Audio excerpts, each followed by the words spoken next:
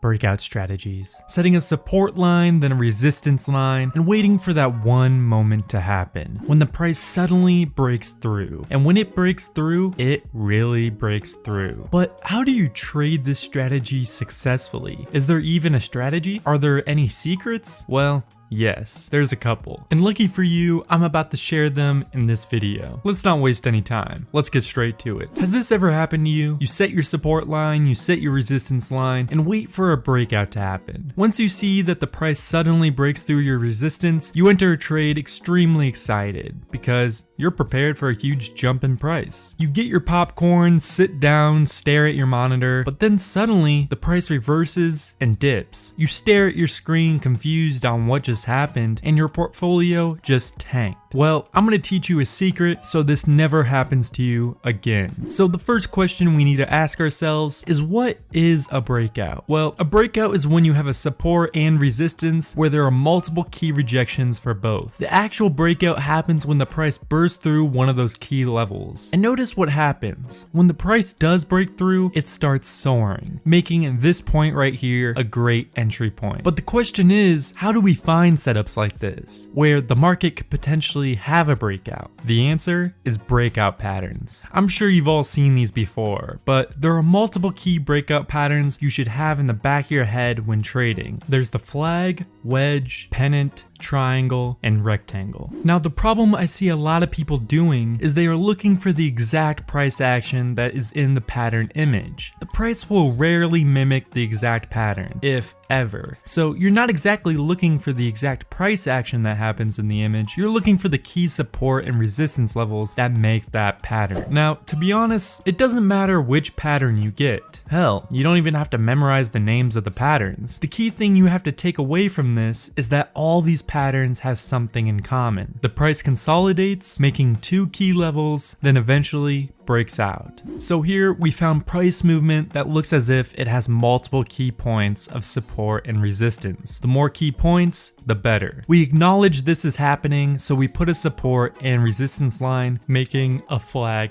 pattern. So far so good. But this is the point where people usually make the mistake. So what happens is people usually wait for a breakout in either direction. So once someone sees the price break through their resistance line, they immediately enter the trade right here. But it turns out it was a false breakout and the price reverses in the opposite direction. This specific trader would have lost a pretty decent amount of money. I'm going to show you how to prevent this from happening so we go in with a greater chance of the price going the direction we want it to. The first thing we need to understand is what's called momentum candles. Momentum candles can have many forms, but usually it's one big candle with a large body, or three medium-sized candles all going in the same direction. These two forms of momentum candles are going to be what we are looking for. Let me show you an example. So in this example, we have a set of multiple higher highs, so we set a resistance level right here. Then we have a key support level here because the price reversed multiple times at this level, and now we wait. We see a pretty decent sized candle form, and then it breaks the resistance level. This matches our definition for a momentum candle. The problem is only the tip of it broke out, so we are not counting this as a momentum candle. For us to be able to count this as a momentum candle, the majority of the body would have had to have been crossing the resistance level. We would also consider this a momentum candle if another green candle appears outside of the line like this. But unfortunately, it was a red candle instead, so we ignore the signal. Let me show you another example. So here we have our support and resistance level set up. The price moves and a decent sized candle breaks through our resistance. It's not a momentum candle because it does not have a big body, so we wait for further confirmation. A second candle appears,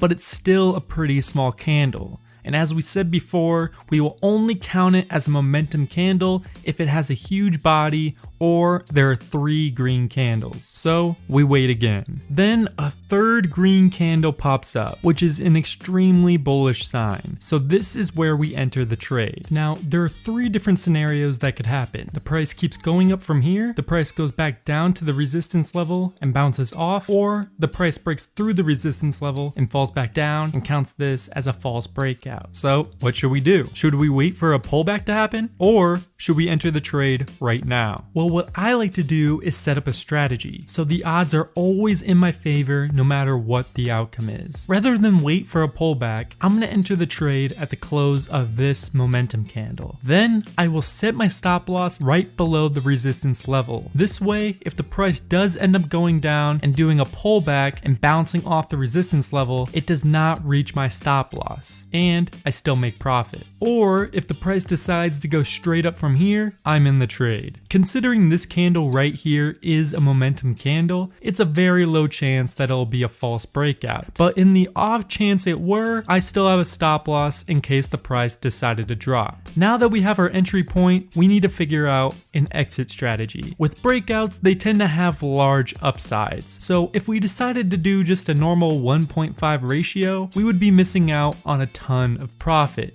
To make sure we are taking advantage of the huge profits, we're going to be using what I like to call the two-step take profit system. This is how it works. First, you find your entry signal, then put the stop loss below the resistance line. Then we're going to set our take profit line at a 1.5 ratio. Once the price hits our take profit mark, we sell half of our shares to guarantee that part of the profit. The other half will stay in the game for more gains. Next, we'll raise our stop loss to our previous take profit mark. Then our next take profit mark will be declared by an indicator. That indicator is the chandelier indicator. To add this indicator, just go to TradingView, go to the indicators tab and type in chandelier stop. Then go to the indicator settings and change the ATR multiplier to 2. This indicator will give us our exit strategy. It's very simple. We sold half of our shares at the 1.5 profit mark. We let the other half run. We set our new stop loss at our old take profit mark, and we will exit the trade once the chandelier indicator changes colors. So right here we would have sold the remaining of our position because the chandelier indicator changed colors. Notice all the extra profit we made by only selling half of our shares. If we would have sold all of our shares at the 1.5 profit mark, we would have missed out on a ton of upside. Let's see one more example. We find some key points that are great levels to make a support and resistance. Once we set our trend lines, we wait for a momentum candle to break through our resistance. One candle breaks the line, but it does not have a big enough body to be considered a momentum candle. So we wait for 2 more green candles. Once we see the 3rd green candle, we enter the trade.